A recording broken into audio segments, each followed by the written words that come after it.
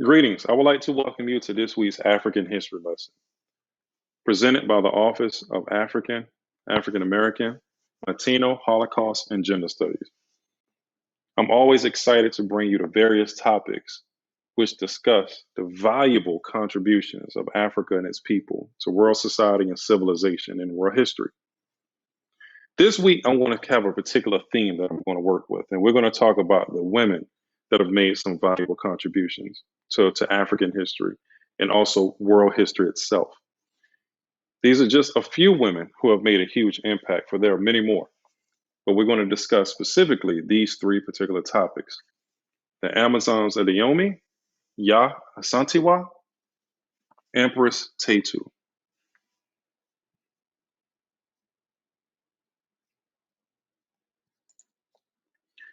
Our learning goals are objectives this week, and students will be able to discuss the historical significance of the Dahomey Amazons. Students will also be able to discuss the historical significance of Yaa Asantewaa. And lastly, students will be able to discuss the historical significance of Taytu Betul, who was the Empress of Ethiopia.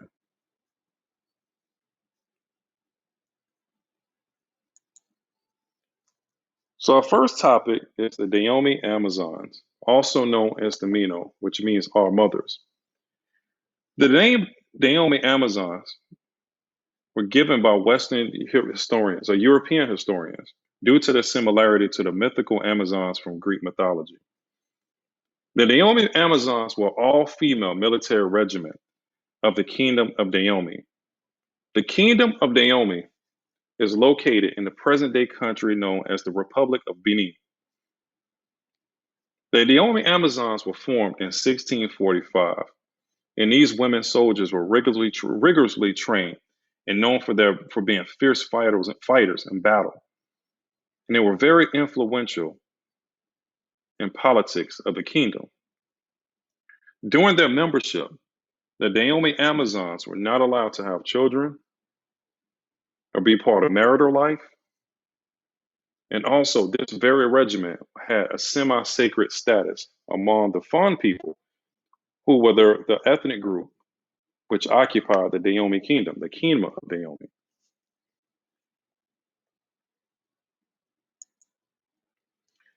In our modern culture, the Dahomey Amazons were the ones who inspired the creation of Marvel's Dora Milaje. Dora Milaje were famous in the comic book, and also the featured film Black Panther. They were the all-female bodyguards of the Black Panther, also known as King T'Challa.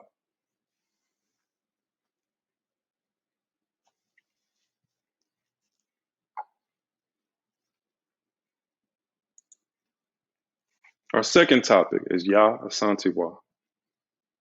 She was an influential Ashanti queen at the beginning of the 20th century.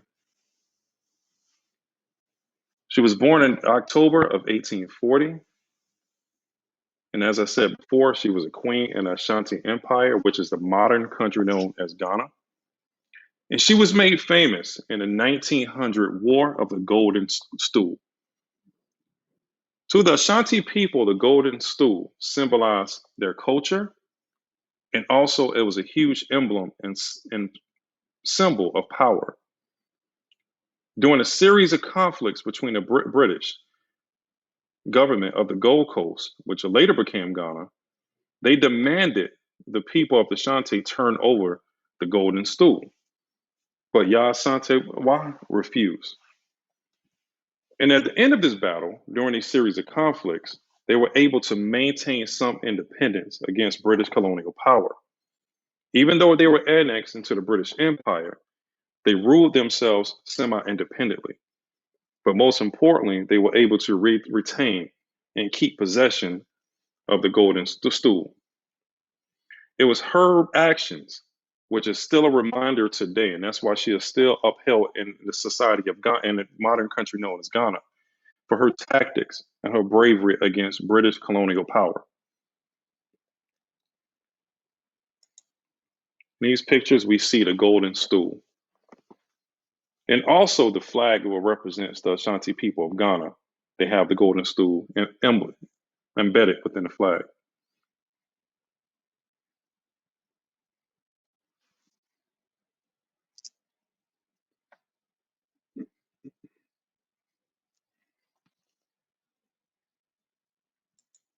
Next, we'll discuss Empress Taytu.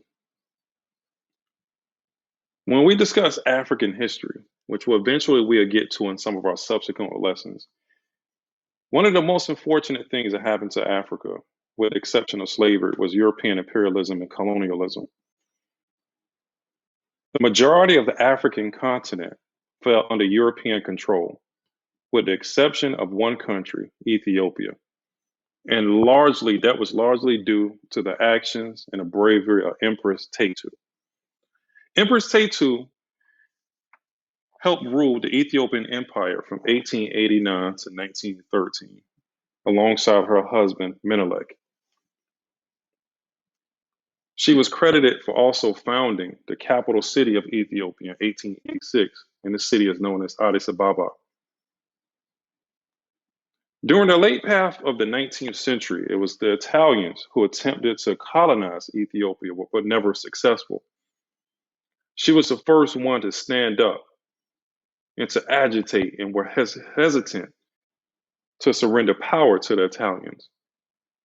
She wanted her people and the men of her country to stand up for their dignity and also their independence against Italian aggression. In the famous Battle of Adwa, her and her husband Menelik led forces of the imperial army against the Italians, which resulted in an ultimate defeat of the Italians in March of 1896. And this was one of the critical actions in Ethiopian history to help Ethiopia maintain its independence. And this was led by the empress, a woman known as Taytu.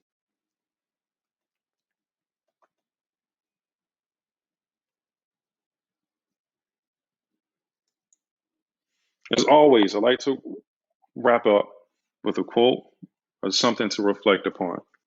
So this quote comes from First Lady Michelle Obama, and it reads, "No country can ever truly flourish if it stifles the potential of its women and deprives itself of the contributions of half of its citizens."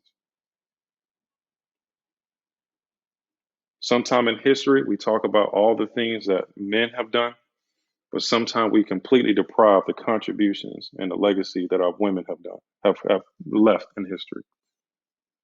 So just think about this for a minute as we wrap up and conclude today.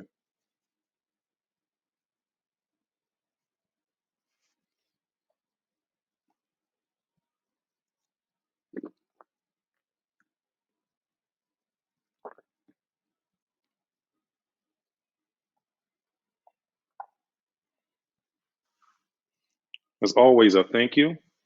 And as always, I hope that you've learned something new about the history and the contributions of Africa and its people. Thank you. See you again next week.